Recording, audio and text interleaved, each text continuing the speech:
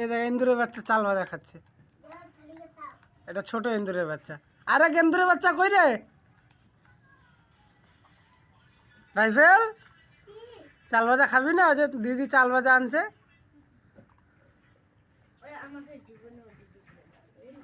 তা কি মা ডাকে? মা ডাকবি? ছোট মা? কি মা? ছোট মা?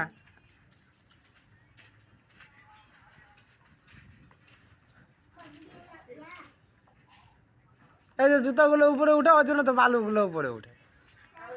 আর এগুলো পায়ে পায়ে করে একেবারে সারা ঘর ঠর একেবারে